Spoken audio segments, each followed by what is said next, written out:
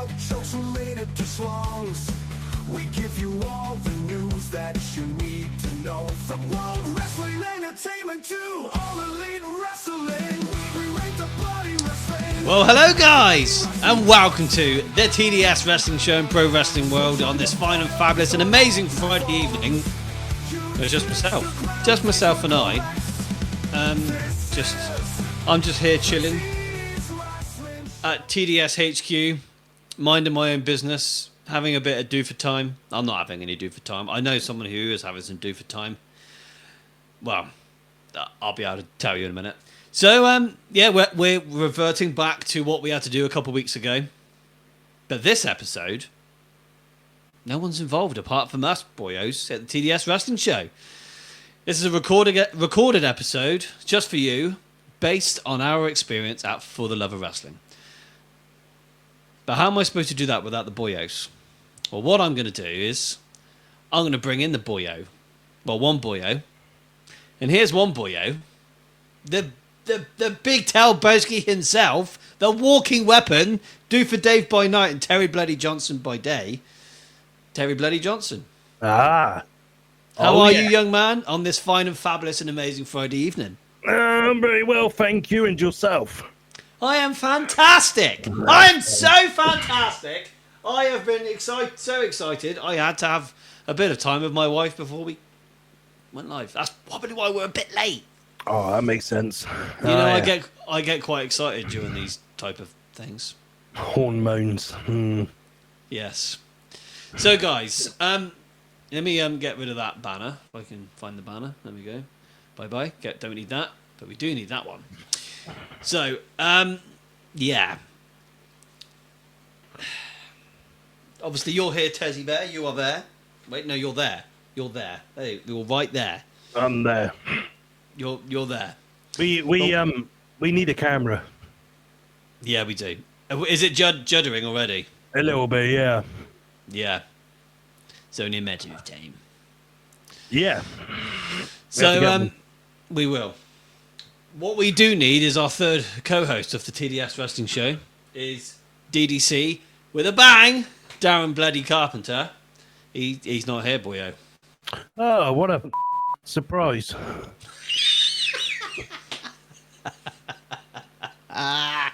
Yeah, what a surprise. Apparently he said he's not allowed out. I'm not allowed. Oh, right. No, I got it. Hold on. Okay. Right. I can't come because I'm cooking a roast dinner. Ah. I see. What would you really say to that? What would you say? Look here. I ain't coming. You can cook your own dinner because I'm going to hang out with the boyos, do my podcast, and that's the bottom line because DDC said so. And if you don't like it, I'll give you a bang. And then I choke slam the it. Oh my god. That's what I would do personally, but Yeah. Fair enough. That was fantastic. but then he's a better person than what I am, so He's there for his family tonight. Good for Darren. But what I would love to hear from Darren is Darren's experiences from his first time out For the Love of Wrestling. So where do we start? Where the hell do we start with this? where do we start with this? The journey. What a journey. The journey. Yeah, that was an experience. It was, wasn't it? It wasn't a bad journey, to be fair. I think that was a pretty good one. Yeah. Yeah, it was good. It was good. Gloucester services were fantastic. As We never always. stopped. We never stopped after Gloucester services. No, not this year. We were running a bit later, so we had to get on. We get on. We had to get on. The Premier Inn was obviously a very lovely place to stay, but not. The food was shit, wasn't it? Yeah, the food wasn't great. The alcohol was great though. That was fantastic. What's that? The booze. The booze was good. Yeah, you got yourself Yeah. pissed on the Friday night. On the Saturday, getting yourself ready for that. Yeah. Oh, fuck it. I might treat myself to a Red Bull. I could do it. What I need is some Rennie, but they're over there, right behind the camera. Ah. Oh, okay. Yeah. I might have to. Hang on, Teddy. Where do you go? You itch the How the fucking... How do you do that? Well, you know, say my name and I will appear. How did he do that? Magic, mate. I should have been called Mike. Like Yeah, Magic Mike. Yeah, you should have. Got really bad indigestion, actually. Very bad. Oh, have you? Yeah, it's the aftermath of For the Love of Wrestling, because I still haven't recovered from such an amazing weekend. Yeah, I understand this. I Anyway. get this. So we had a fantastic journey going to Trafford, and we get to the Premier Inn. We get ourselves ready for the Saturday, and yeah, we get in the building relatively easily, just like we do every time, because we're Diamond Pass. And we walk in, and it's like we never left, Terry. Yeah, it was very similar to last year. Yeah, I just feel like the gaming area there. I feel like they gotten a lot of space. I don't know why they can pack it a bit more. They didn't have as many stalls this year. No, not wrestling anyway. That's for sure. No, I felt like that hall was lacking a lot, you know. Yeah, for sure. Oh, now your camera's froze. Oh, there we go. No, you're good now. You're good. We good? Yeah, we're good. That's the thing. We never really had a lot of time to go into that hall until Sunday, really, did we? It was quite.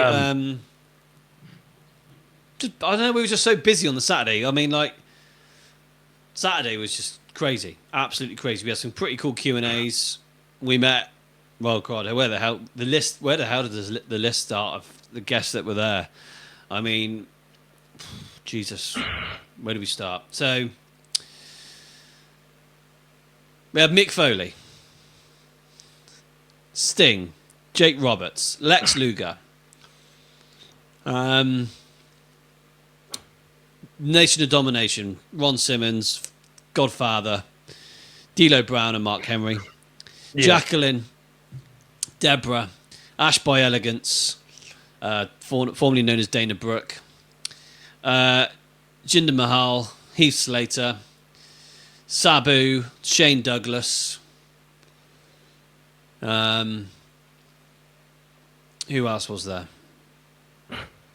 Oh yeah, the Great Muta, Tajiri, Sonny Ono, Mike Chioda, Sean Mooney, Fandango, and Tyler Breeze. Yeah, there's a lot. There's so a lot. many. I think I've covered everybody. I think. We were supposed to get Buff Bagwell and Ric Flair. Mm-hmm.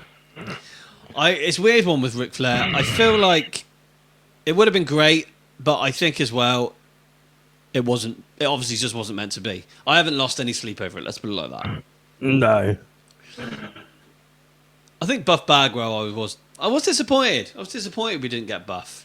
Yeah, I think I was with both. To be fair. Okay. Only because it's Ric Flair and his health's not exactly great.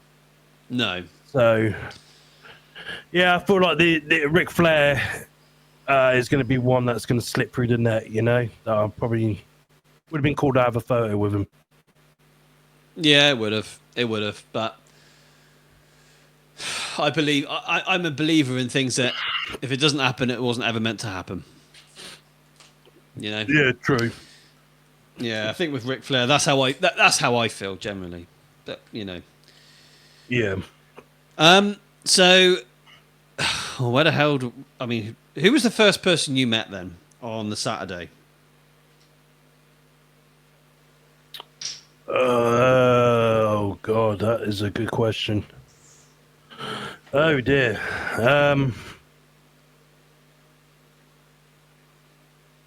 I want to say it was somebody quite big.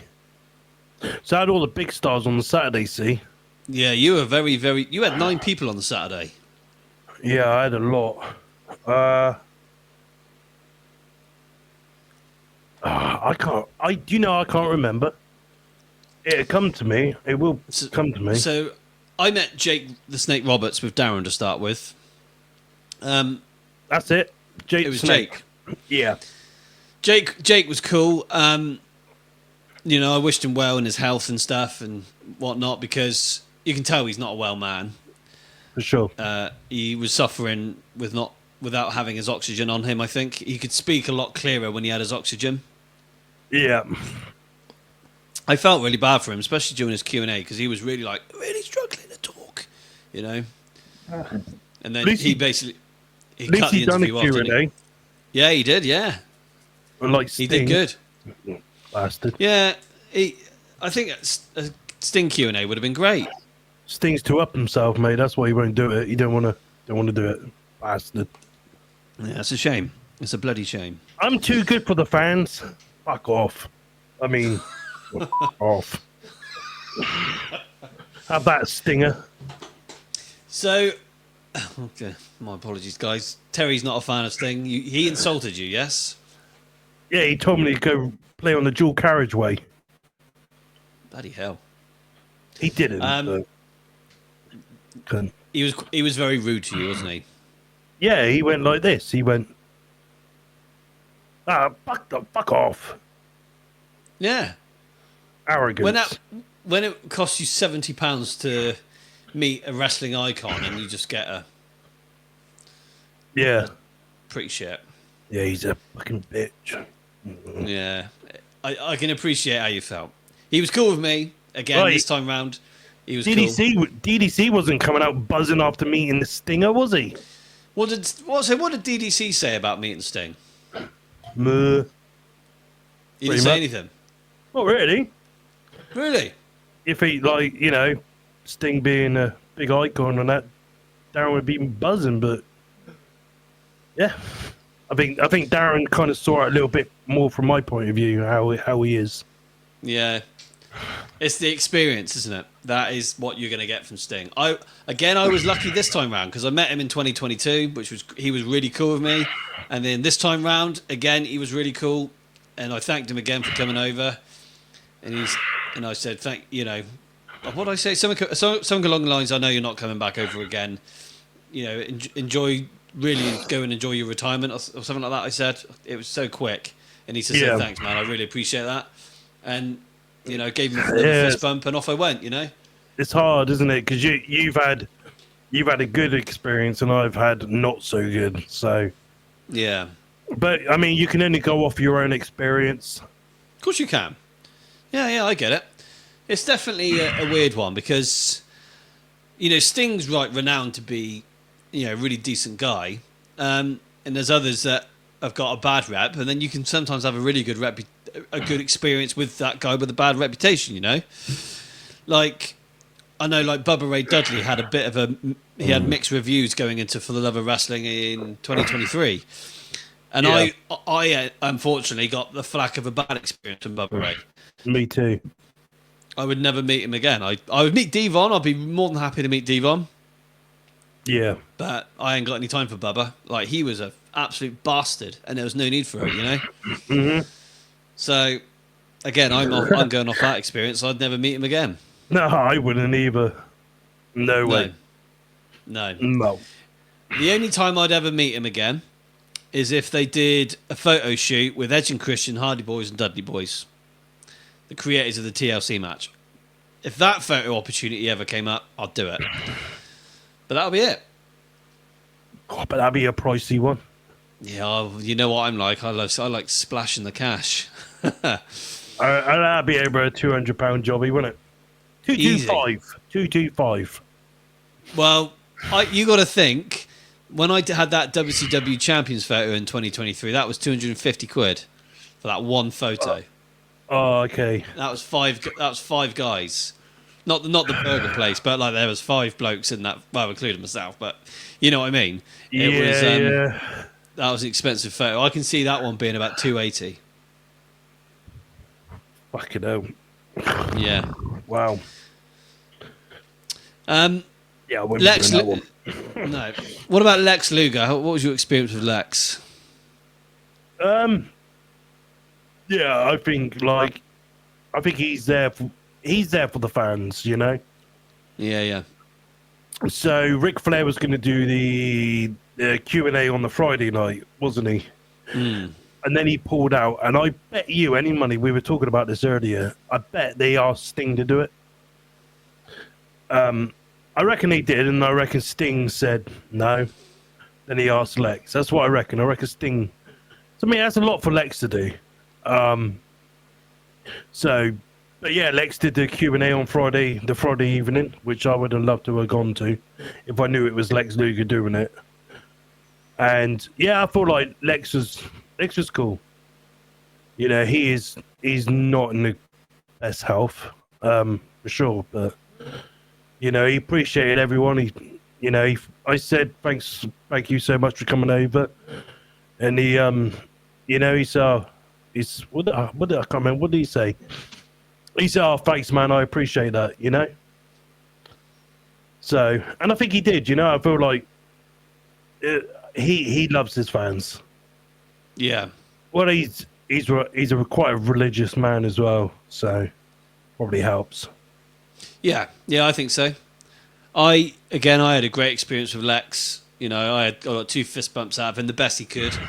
You know, because the nerve damage in his body is the worst I've ever seen in my life. Yeah. You know, like his hands don't quite.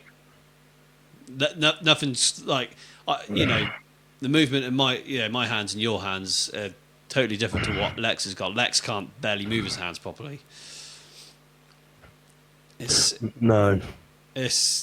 quite sad. You and I watched a video on YouTube, didn't we, of Lex and DDP, where DDP and him were trying to just do a little bit of a workout, you know?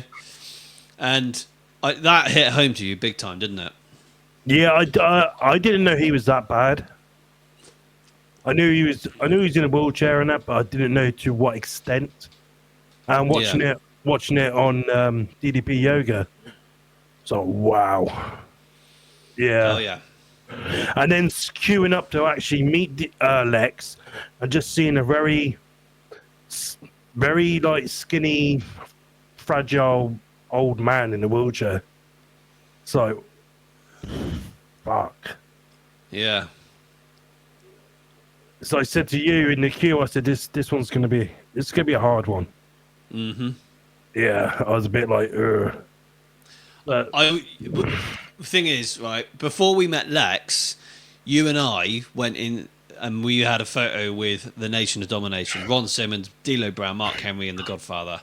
Holy fuck. That was huge for me. You as well. That was a huge one. That was like my fucking childhood, like growing up, and then just them being there, and how amazing all 4 of them were with me, and you as well. It just made me feel amazing, and I'd never forget that moment. And you and I were nearly in bloody tears. That was I felt like it was. Of all the years we go to for the love of wrestling, it's always a great atmosphere and a great time. Yeah. I felt this one was the only photo I had like a pent up like a real bad anxiety going into. Yeah. Because I'm walking into a room with 4 men, big dudes, and it's just like, oh shit, like what do I do? What in my head I got all worked up over it. Yeah. And then going in that room, and I'm really et up. My hands are twitchy, they're sweaty. I'm just like shit. And then straight away, Dino's like, "Hey, what up, big boy?" No, he didn't. He said, "Hey, what up, big man?" And I know I just felt this relief, like, okay, it's cool. Dino's interacted with me. Yeah. The last time I had a big photo was with the Dudley Boys, and that was really intense. Yeah. So walking into this room, I didn't know what Dido was going to be like. Mark, I didn't know what any of these guys were going to be like. And Dido just made me feel at ease very quickly. Yeah. You know? Yeah, I feel like Dido was kind of the guy in that group, you know? Yeah, I agree. I was really lucky. All four of them were really good with me. All four of them spoke to me, and even Mark. Like Mark, his hat. My God, that handshake was just like proper hell of a handshake. I was like, fuck, look at the size of this dude. They are big guys. They are fucking big guys, and they were all four of them absolutely incredible. I thanked them again, gave them all a fist bump. And yeah, again, D'Lo was a personal highlight anyway. It's D'Lo Brown, like one of my favourites of all time ever. Yeah. That was a mental one. That really, really hit me. And then, yeah, you and I went around the corner and thought, what the fuck just happened? Just had to wipe the tears off my eyes a bit and compose myself, and off we went again. And then we went and met Lex, and I was like, fucking hell, what are we doing to ourselves? Yeah, it was like a double whammer, wasn't it? It really was, yeah. Yeah. So what else? Who else did we have on Saturday? Yeah. So I had so we had Nation of Domination. We had Sting. We had Lex. Mick Foley. Oh my God. You met Mick. Did you meet Mick on Saturday? And yeah, you did, and Sunday. Yeah, apparently so. Yeah. You literally spent the whole weekend with him. Wow. Yeah, I think we've accidentally left our mark with Mick Foley this weekend, massively. So, do you want to tell the story with what him and Louise were up to? You can do it. You can tell the story. Okay.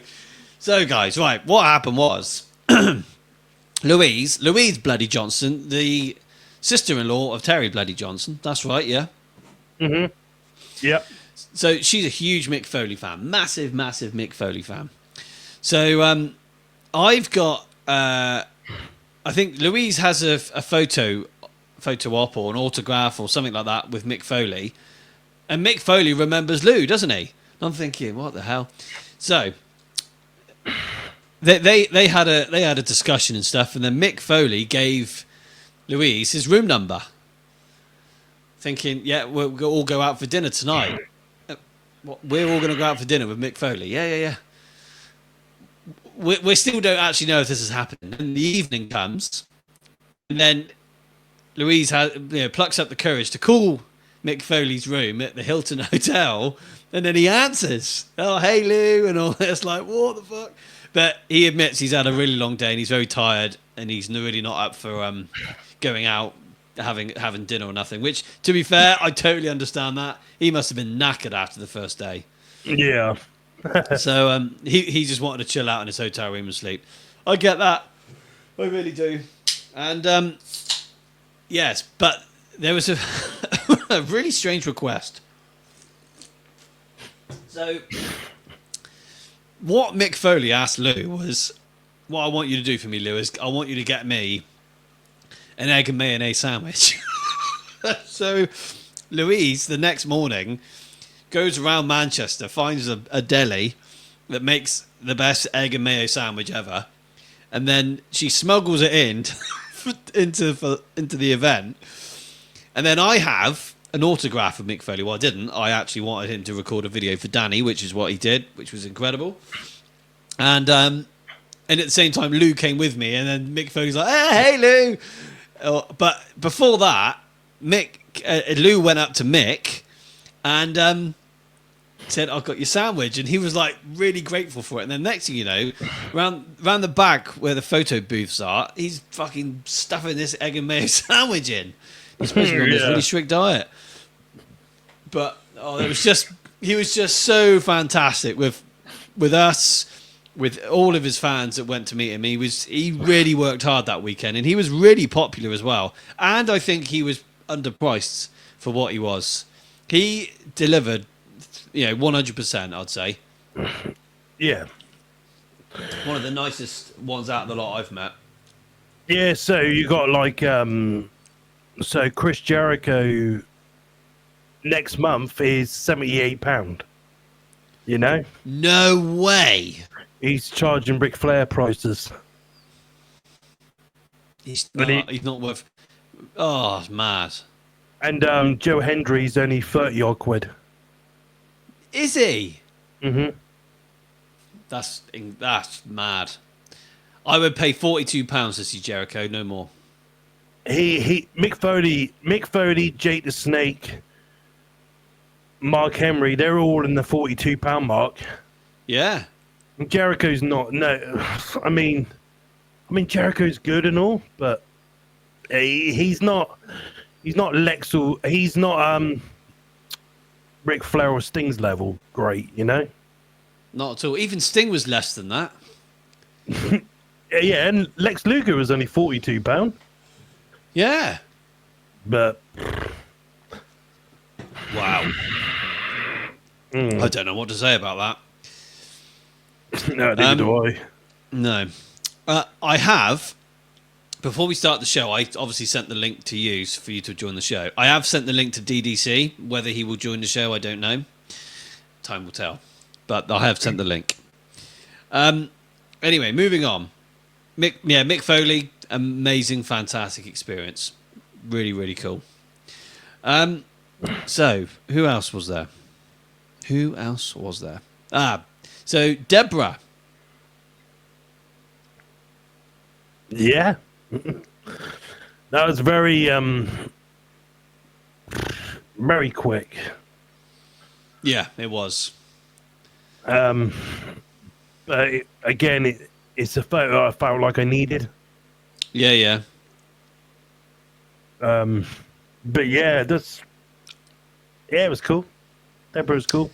She was very sweet. I thought she was cool. I think with me though, I always try and at least compliment them somehow. You know, just say something. And I just said to her, like I say to most of them, you know, thank you ever so much for coming over here because you know it's really nice to see you. And she was like, really, oh, that's so sweet. Thank you very much. And she just, you know, put her arm around me, and then, you know, I went. I do have a thing for the ladies, as you know. Yeah. Oh, yeah. So, yeah, she was cool.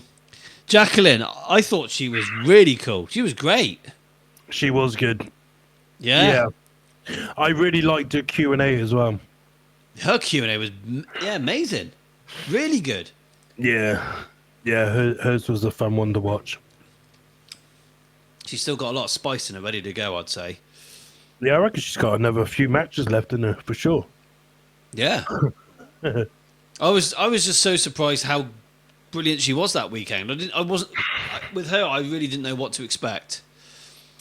But she was really, really good. Just fabulous. Yeah, we should have had Sable there to do a duo photo. That would have been quite cool. Yeah. I don't think she wouldn't have looked like Sable now though, does she? She looks like a piece of I don't know what the fuck. She's another one though, like Sable, she's really, her attitude towards her fans is she doesn't give a fuck. No, she wasn't in it for the rest of them fans, was she? No, she was only ever in it for herself. Mm-hmm. Which is sad. Yeah. So who else have we got? Shane Douglas. Now, this one I'm regretting. I never had a photo with Shane, but I did go up and talk to him, and he was fabulous. Yeah, he seemed like a really cool bloke, to be fair. Yeah. So, yeah, I had a photo with my brother, with Shane Douglas, Dean Douglas, and literally I had the photo taken with him, and I gave him an A+. So he was a real cool bloke. I bet. Did he like that? Well, he says, I love A+. And I'm thinking, do you know what my reference is to that? I don't think he did at the time. Yeah.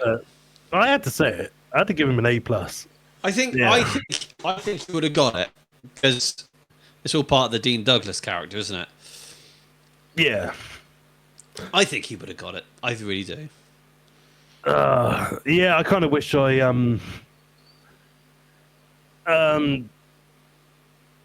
It's just a shame it's so rushed, isn't it? You know, for the money you pay as well. He's pretty shit. Yeah, this is why I'm pleased I went up and spoke to him.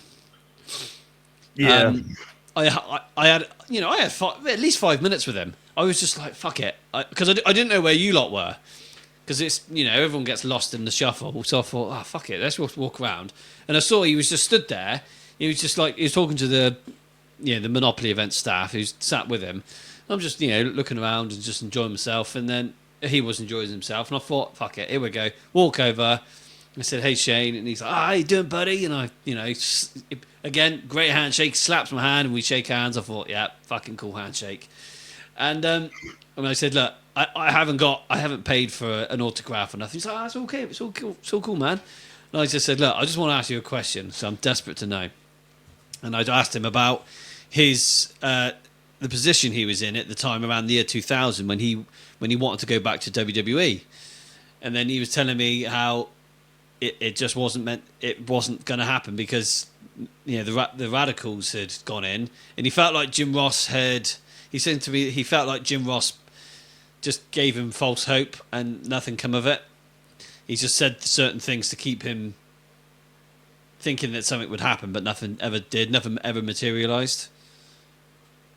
yeah. Was he going to be Was he meant to have been the fifth member of Radicals, or?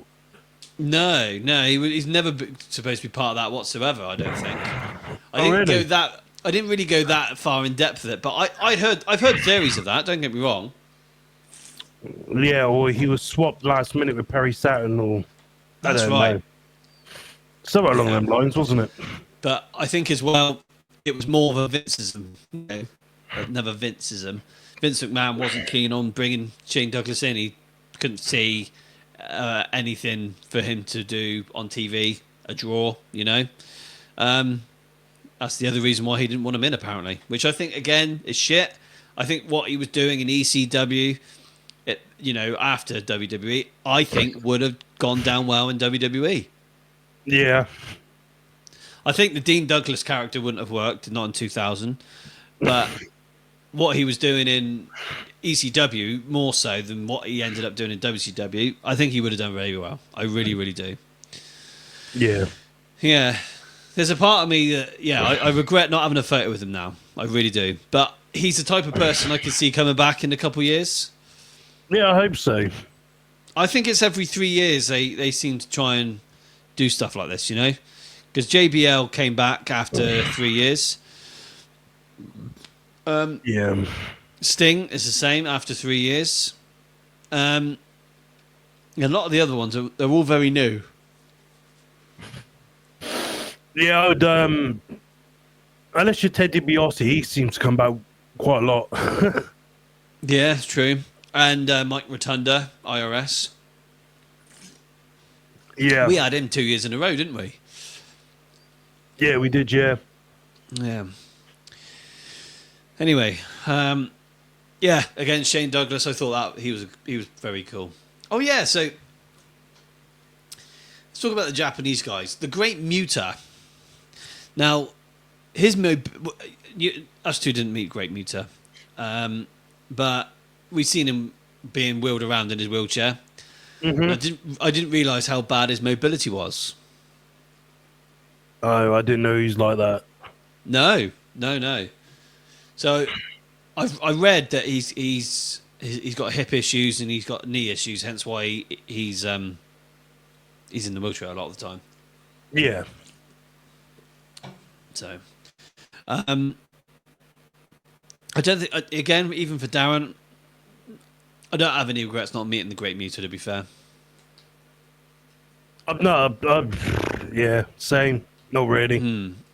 Yeah, I think it's really cool that they were able to have that Japanese little thing going on there. Because Tajiri, Tajiri's cool. I think a lot of Darren met Tajiri and he felt very disappointed. He felt like you weren't getting a lot out of him. But I don't know whether that's a cultural thing or just the way he is, or I don't know. He don't really understand English, does he? Which I was quite surprised at. Yeah. Well, okay. Yeah. Interesting. Because The other thing is, oh, hang on a minute, what's going on here? Don't want that. Yeah, the other thing is, with Tajiri, he did a Q&A with the Great Muta and Sonny Ono. Sonny Ono was doing the translation, which I found quite fascinating. Really fascinating, because I've never been in front of that type of experience before when someone's having to translate for you. Yeah. Yeah, I did. I found that really, really cool. And yeah, hearing some of the stuff that Tajiri and Great Muta had said, Tajiri said how he still speaks to William Regal. Who translates that then? Well, I think there's a special app that you can probably use on your phone for that. Oh, okay. Yeah. Because Tajiri and William Regal, they had some great moments in 2001. That was brilliant stuff. Yeah. I kind of wish they got him back for Regal's NXT run as Yeah. GM. I just think that would have been really cool. Yeah, that would have been great. But yeah, Tajiri, Great Muta, there's no regrets there. But I think the Great Muta was very. It didn't come across as the most approachable. No. So not so open like a lot of the others are. You know. Yeah. I don't know whether that's a cultural thing. I genuinely don't know. Yeah, it might have been. You should have gone and asked him. Yeah, I was a bit worried they were going to open a can of wood pass on me, bring out some samurai sword and cut my dick off, like what happened to Val Venus, you know? Yeah, poor Val. But then again, if we ever had Taka Michinoku and Funaki, I would have a Kaientai photo. I would fucking do that. Yeah, I would have a Taka mission, Taka's photo. First ever WWE light heavyweight champion. Yeah, Funaki, he can fuck off. Don't need that. You're not a fan of SmackDown's number one announcer? Not really, no. No, not for me. I don't know. Sonny Ono is a type of person who he was really open. He was like talking to he just loved talking to everybody. So there's a guy opposite where the Japanese guys were sat doing on their autograph table, and opposite them was a guy called Neil who had his championship belts on display. They're all his they're proper WWE shop belts, but some of them are like limited editions and customized for the certain superstar, that type of thing. There's some really, really cool belts. And he walked over there talking to Neil, and apparently he was talking to him for absolutely ages, just about all these different things, not just belts, but loads of different things, which is I thought it was really nice to hear. Yeah. But yeah, I'm a bit. I wish we spent more time looking at those belts, because I went there and had a look with them with Darren, but I don't know. I just felt like I didn't spend enough time looking at that, you know. Yeah. I don't even think I looked at it. Yeah, it was very good. It was a small display, but it was very good. Yeah. Anyway, let's just go around the table. Ash by Elegance. Dana Brooke. Yeah. That's another regret. I wish I met her. Apparently she was absolutely lovely to everybody that whole entire weekend. She looked lovely the whole entire weekend. And she gave Darren a boner. Yeah, Darren told me that he wants to the shit out of her. Oh, right. That's fantastic. Does his wife know about this? No. Oh, God. Mm-hmm. How's that going to go down when she finds out about that? She won't be happy. She will not be happy. I wonder what she might say to him. Darren! Get them out. I don't have no regrets not meeting her. Fuck her. Shit. You're not a fan? Nah, she's shit. Why is this?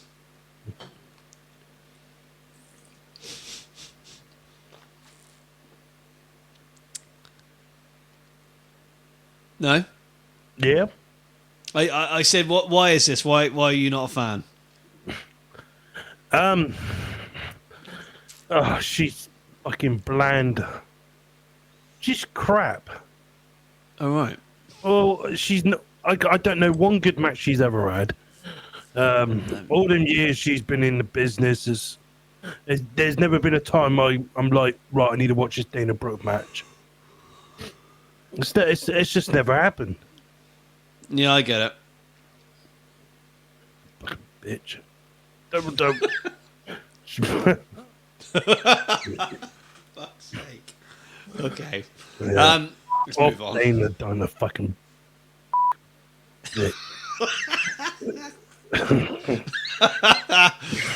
Anyway, what else is going on here? Well, Oh my god. With Oh, yeah, a bloody jumped up bloody muscle gimp husband. Yeah, what the hell? He was walking around with some attitude. I don't like him. He might be a bloody cage fighter and all that. I'll tell you what, if he got near me, I would have knocked her out.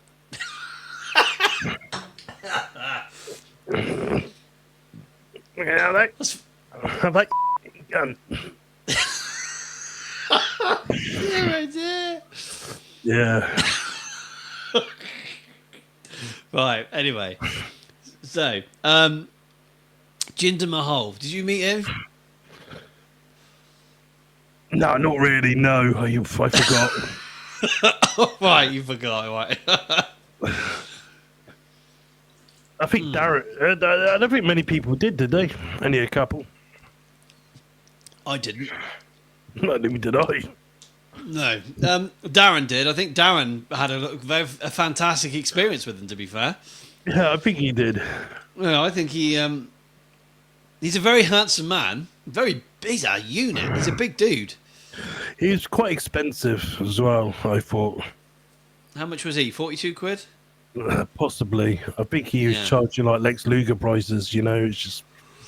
I would have met him. I would have met him if he was like £27, maybe. Yeah. Every pound counts, you know. No, times are tough right now. Yeah. Especially with fucking Keir Starmer running the country. Fucking prick. Bitch. Yeah. Heath Slater. No, I didn't go see him. No, me neither. Nah. I don't know anyone that did. I've never been a fan of him. I liked him. Do you know, I did like him when he was in a tag team with Rhino and they were the first ever SmackDown tag team champions. I'll give him that. Yeah, that was cool. I didn't mind that. Yeah, no, that was good. That's a prime example. The Road Dogg, Jesse James, Brian Armstrong. He was the lead writer for SmackDown around that time period in 2016 when we just had the brand split. Yeah. I really enjoyed SmackDown back then. It was very good. So I have hopes that SmackDown going forward, now he is one of the main writers for SmackDown, things might be on the up. Yes, yeah, seems like it could be. I think so. I hope Because so. everything, I hope so, because I know what Road Dogg did, and then Road Dogg gets a lot of flack for it getting really shit. And it did get really shit, but you and I have listened to the Chris Van Vliet interview that he's recently done, and he said in that interview that the powers that be were taking his role away from him because he'd write something and they would just go with whatever Vince wanted right at the last second. It was just terrible.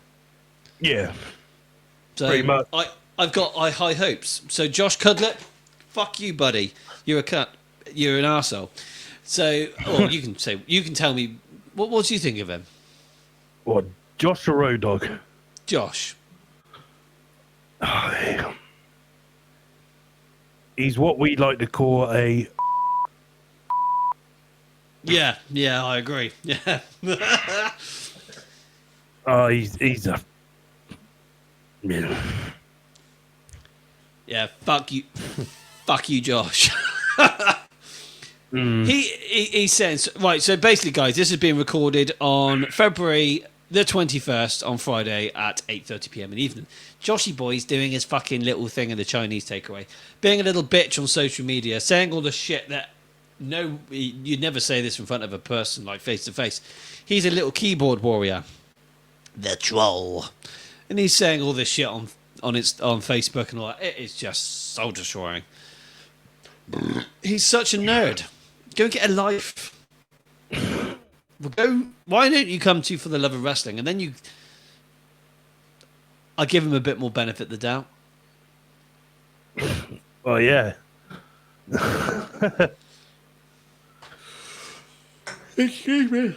It's been a long, hard day, if you know what I mean. Your camera's really bad. Is it? Mm. You see, all the apps are closed. It's on aeroplane mode. Your camera lacks every 10 seconds. Really? Really bad. It is really bad. Oh dear. We have to get that sorted ASAP. We do. You're frozen now. Really?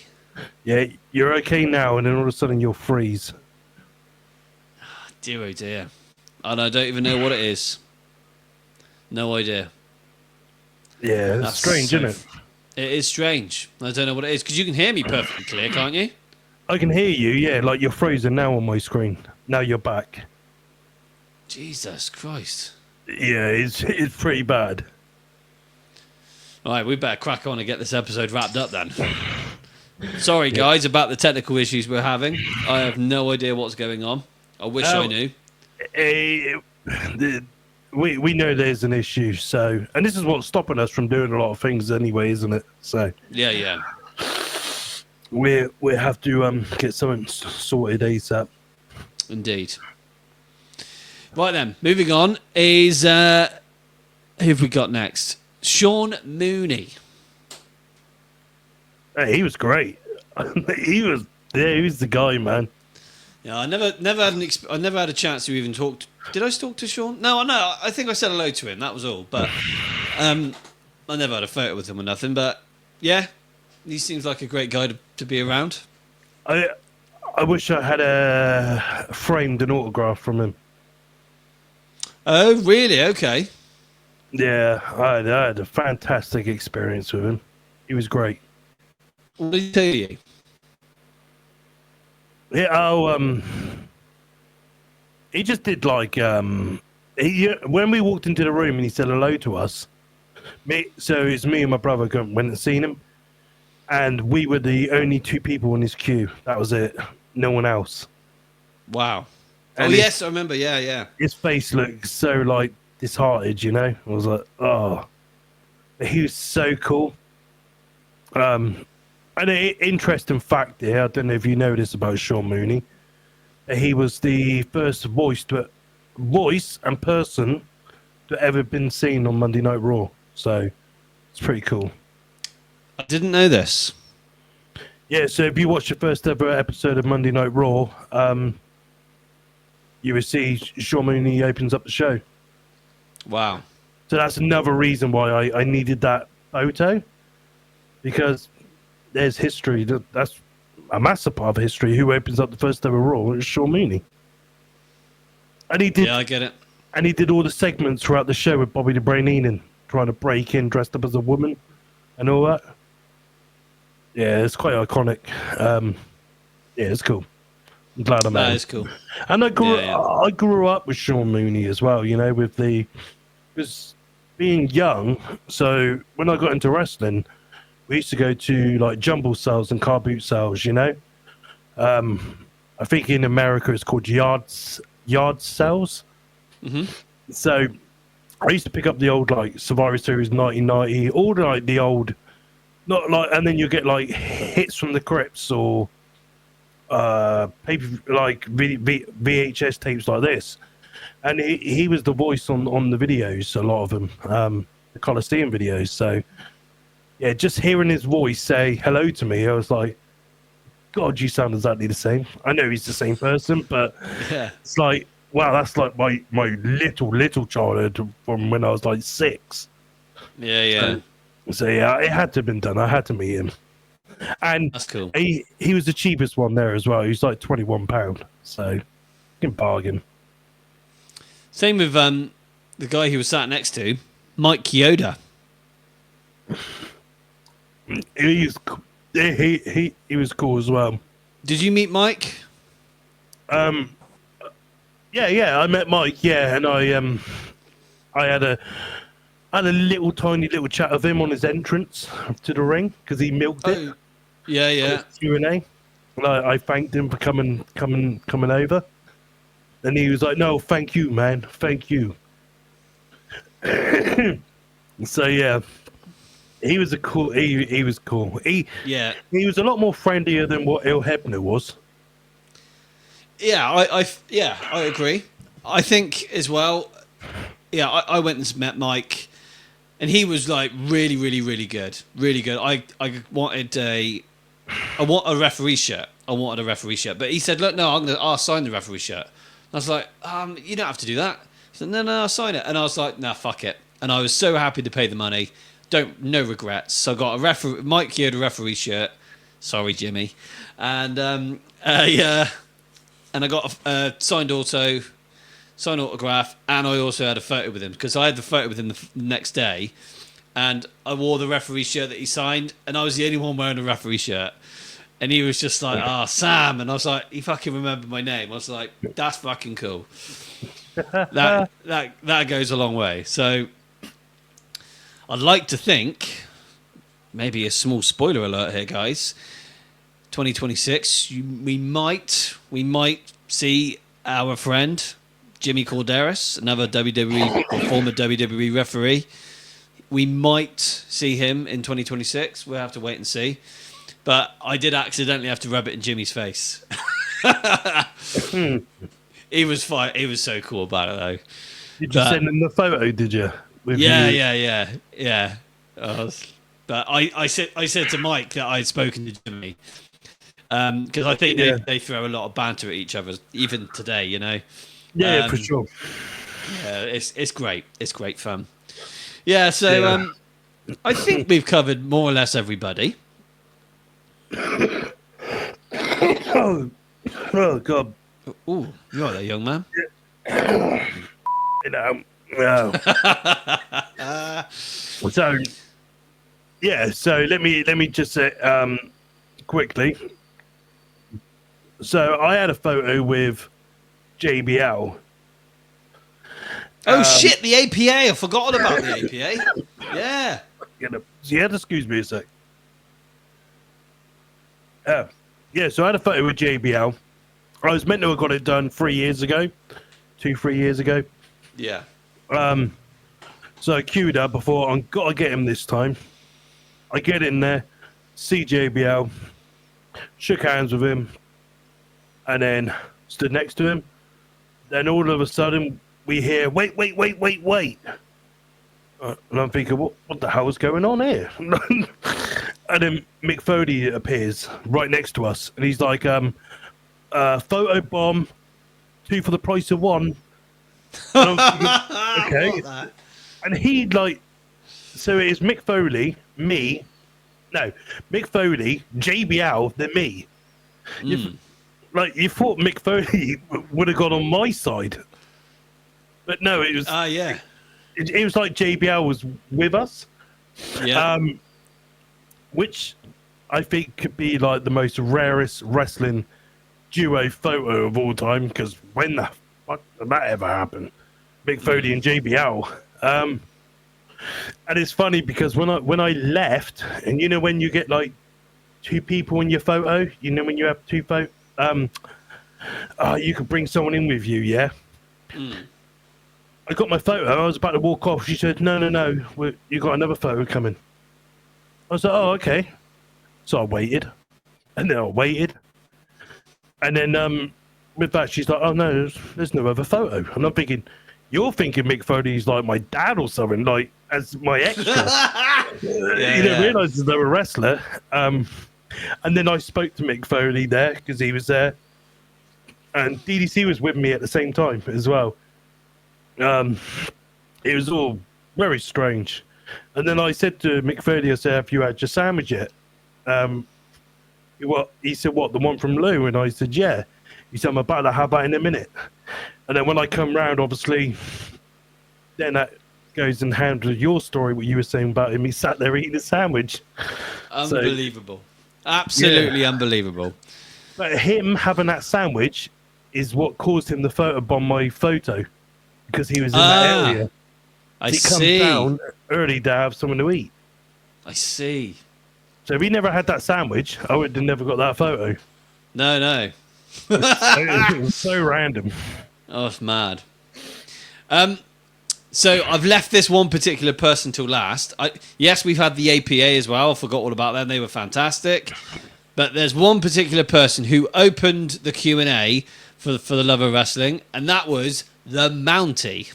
No, the Mountie. Yeah. Yeah. Jack Rougeau. What a dude. What a fucking dude. So that he was so my brother's a big Golden Era fan, and he wanted to meet Jake Papashanga and the Mountie, and unfortunately he had a very, very bad experience with Jake the Snake, Yeah. which really pissed him off. Like, it proper pissed him off. He was not happy. No. And he was he then dealt with the Mountie, and I think that really made his kind of weekend, you know. Yeah. I think the Mountie saved it, and yeah, I think the Mountie overall on a character basis was probably the best there, I would say. Yeah. He was still in character. He was in character the whole bloody time. He was great. And then, you know, when you have a chat with him, and that he's just a real nice bloke. Because my brother had a good fucking 5-10 minute chat with him, because it's not many people, you know, were queuing up for the Mountie. Yeah. And he reckons, yeah, he's great, really, really good. Yeah. Yeah, and I had a photo with the Mountie, and he had the classic IC title with him, which helps, and he had the prod. Yeah. Yeah, I loved it. I'm really glad I met the Mountie. Yeah. Yeah, I enjoyed that. His Q&A in the ring was actually one of the best ones of the weekend. That was very, very good. And the crowd were cheering for him. They loved it. He has definitely converted me over. In what way? Not sexually. Oh, right. About the greatest manager of all time. After listening to his Q&A, I changed my opinion. Right. I genuinely believe that Jimmy Hart is the greatest manager of all time. He was really going for it, wasn't he? The Mountie said that Jimmy Hart is the only manager that never put himself over. Jimmy would always put his talent over, not himself. That's very, very true. And then I thought about it. I thought, well, Bobby the Brain Heenan was a great manager, but Bobby used to like talking about himself and how he's the brains, and then Paul Heyman's always like very much like, you know, my name is Paul Heyman, and which is fine, but you know, like Jimmy Hart never put himself over, and he used to sing his wrestlers' theme songs. It's fantastic. He did, yeah. So yeah, I would say Jimmy Hart is probably the greatest manager of all time, and he managed so many people, and he worked heel and face. He was great. Very, very good. Yeah, he's a great manager. He's the other type of guy I would love to see it for the Love of Wrestling again. Yeah, I would love to see Jimmy. I would love to have a photo with Jimmy. Apparently he's 80. Is that right? Yeah, he's knocking on. Yeah. He's getting on. Yeah. Let me just see how old he is. Just going to oh, don't want to do that. Oh, what's going on here? Oh dear. Oh dear. Jimmy Hart. He is 81 years old. 81. Oh my God. He's Wow. 81. Bloody hell. He was born on January the 1st, 1944. Well, I wasn't expecting that. Yeah, I didn't know he was that old. No. I don't know. Bloody Does hell. he do many appearances? 1944, did you say? Yeah, 1944, yeah. Yeah. Yeah, I think he does he does a lot in the States. Okay. Yeah. Yeah, and I think he does mainly with Hulk Hogan. Right, yeah. That'd be a cool duo. A lot of money, but that'd be a really cool one. Hogan and Jimmy. That would be very, very good. I think that would cost me the mega bucks. So I think that'd be about a 200 quid photo. Easily. I'd have to pay it. That's the thing. There's Yeah. only a certain few wrestlers that would have a lot of my money, and Hogan would be one of them. Just because who he is. Yeah, I mean, in 2019, The Undertaker was 150 odd pound, 147 pound. Mm-hmm. And at the time, I was like, I wouldn't pay that. But now I understand how it all works. I'm kind of thinking, yeah, I probably would pay that for a photo with The Undertaker. Because I don't have to necessarily be a fan of that person to have a photo. It's because they're either I could appreciate a really good legend in the industry and not be a fan of them, or it's because I'm collecting them for my new gen, you know? And Undertaker ticks both boxes, so yeah, he's quite priceless. I need that photo. Yeah. Yeah, I'd pay any money to see The Undertaker. The other two people would be Shawn Michaels and Bret the Hitman Hart. And Kane, Yeah, I'll do. Yeah, definitely Kane as well. Undertaker and Kane duo, Shawn and Bret duo with Earl Hebner. That'd be cool. The trio of Earl, Bret, and Shawn. I'd pay that. I'd pay that 100%. Yeah, that'd be a good one. That would be. I would be so happy to pay that. Even with the Survivor Series '97 logo in the background, I'd do it. I'd fucking do it. Yeah, for sure. Oh, that'd be serious money. That would. Oh. We might have to share that photo. Oh yeah. Yeah. Excuse me. Oh, today's getting on top of me, guys. So, right. What? There are some really good Q&As in the ring. Very, very cool Q&As. For me, I personally think Mick Foley was great. The Mountie was great. Jacqueline was great. And the Nation of Domination was fantastic. Yeah, they were the goats of the whole weekend. Let's be honest. Yeah. So, yeah, D'Lo Brown, Mark Henry, Ron Simmons, and the Godfather, Charles Wright, Kama Mustafa. And, of course, on Sunday, he was portraying as Papa Shango. Oh, Yeah. hello? Hello. You've cut the camera's cut off, mate. I don't know. How do I? Hold on. Where's Umi? Hold on. I reckon I could do this. Hold on. Hold on.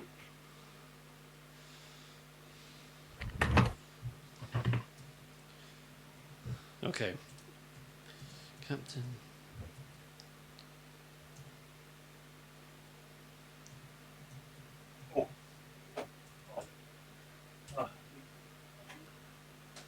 Camera's cut.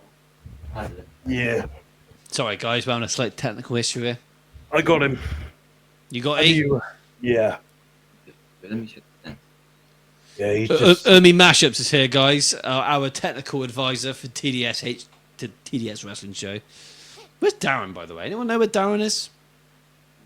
I don't know where Darren is. No.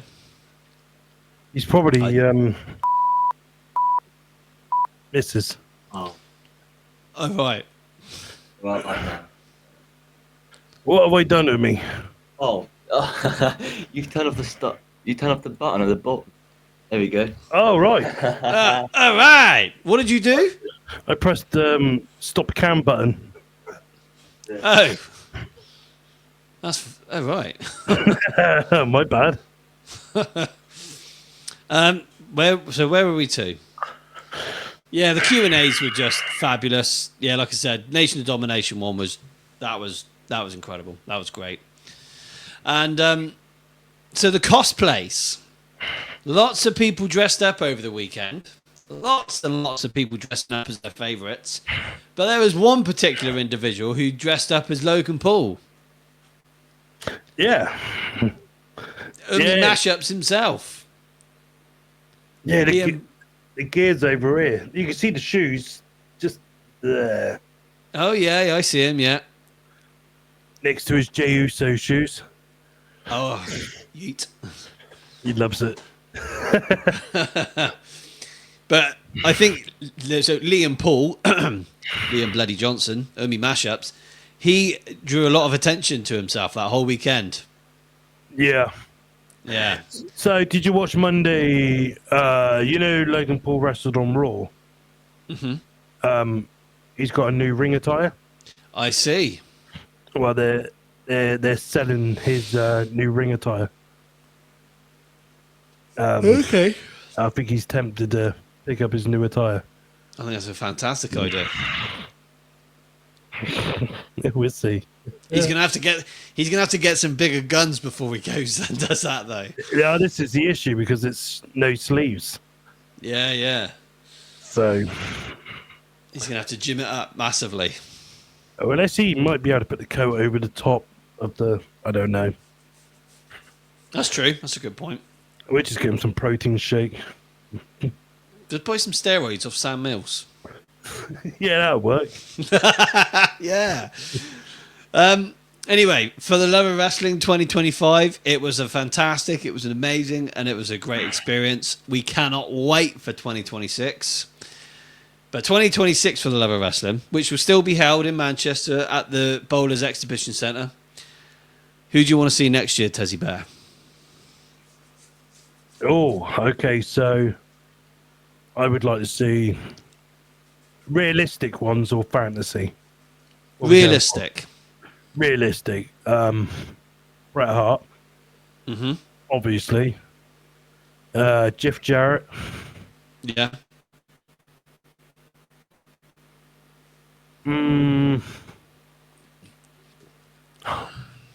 Bob Holly.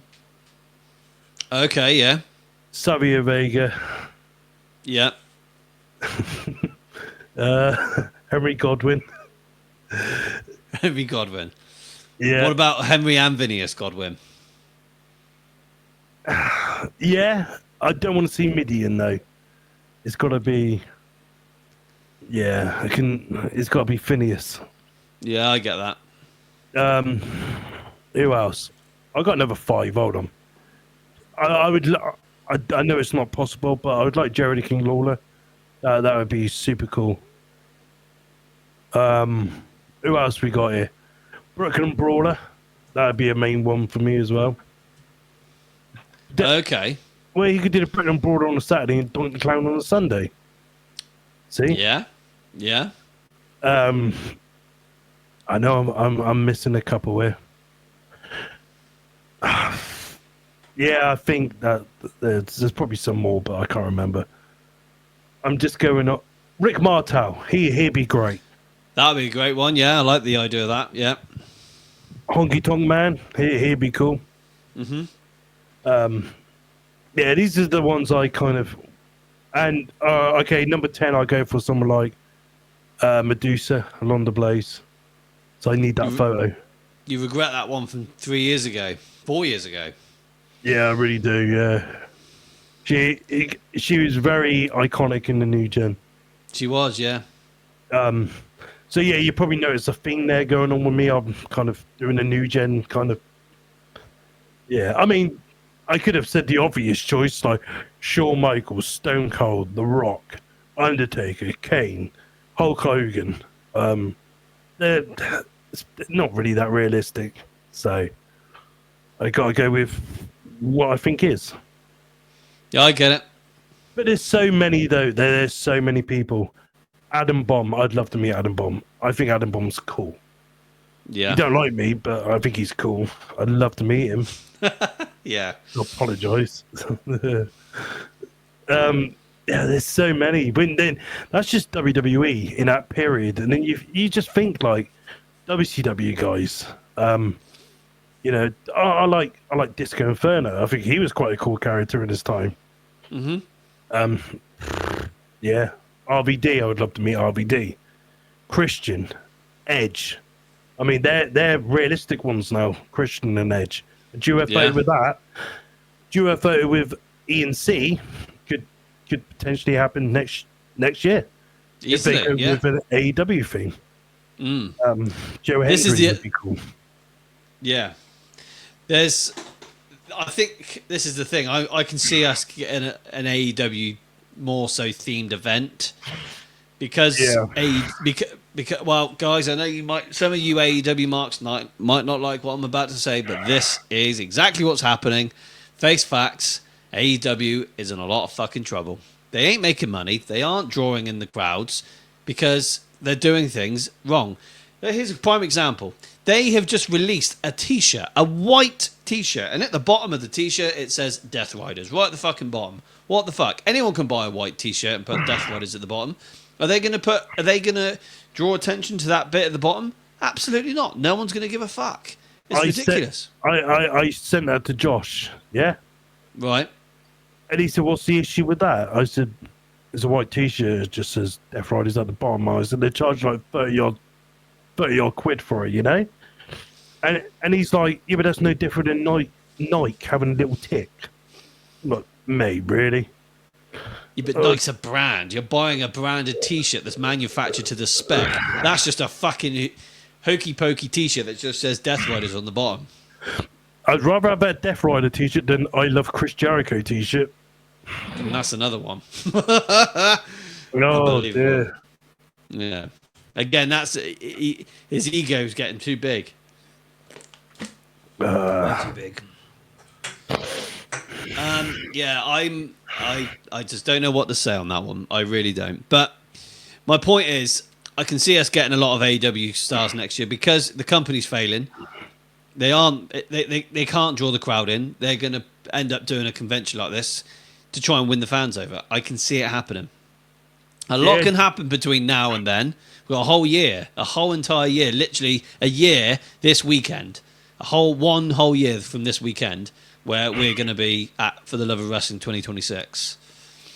So it's yeah. So for me personally, I can see 2026 For the Love of Wrestling. I'm expecting to see Bret Hart,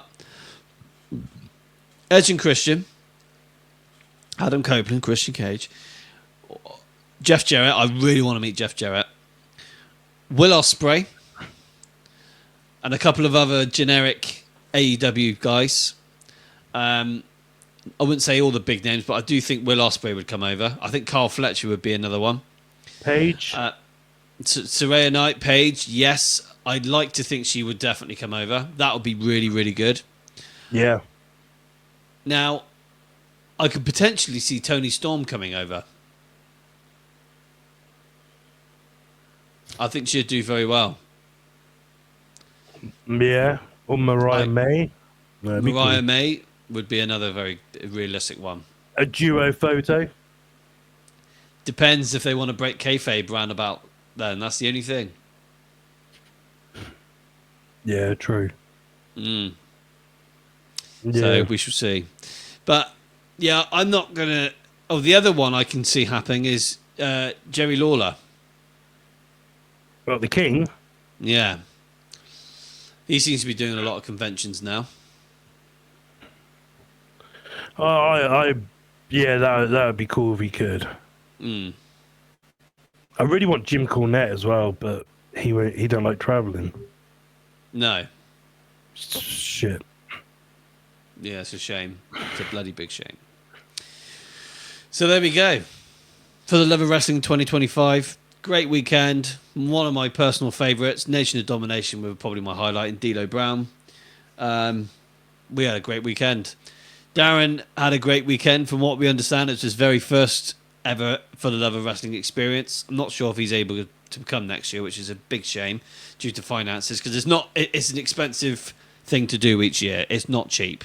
But you got like a year to plan it. But you almost need enough money behind you after the event to start paying for your ticket for the following year, you know? Before they sell out. In the hotels and stuff. So, I mean, it's 500 quid straight off, isn't it? Yeah, it's not cheap. No. But I wouldn't. I do it every year. That's it. That's me sorted every year now. Yeah, get it done. Where's it? A year today, isn't it? A year today. Yep. Cool. So there we go. Well, guys, thank you all very much for joining the show. And well, I know it wasn't a live; it's just a recorded episode, exclusive to YouTube. No, it won't be exclusive to YouTube. We'll put it up everywhere. But yeah, we've had an absolute blast. We really do apologise for the technical issues that we're having with the camera and stuff. We are going to have to get that resolved relatively quickly. Very, very quickly, actually. Has it been quite bad in the last... Has it still been quite bad? It's only kind of sorted itself out in the last 10 minutes. Really? But a lot of the episode is quite bad. Yeah. See what I can do. I really don't know what it is. Well, we're just gonna have to upgrade for sure. Not upgrade, right. but use a real a camera for a camera. yeah, that's right. Yeah. Yeah. Anyway, well, on that note, guys, we're going to buy a new camera and we're going to end the show. Thank you all very, very much for watching this show and watching this episode for the Love of Wrestling 2025. We cannot wait for 2026. I'm gonna get this uploaded tonight. We'll see you on Sunday if you do watch it. Sunday, the 23rd. In Your House 10 Mind Games, YouTube exclusive live watch along. Isn't that right, Tezzy Bear? That's right, yeah. And if you're not down with that, I got 2 words for you. Oh yeah. Oh. On that, we'll see you later, guys.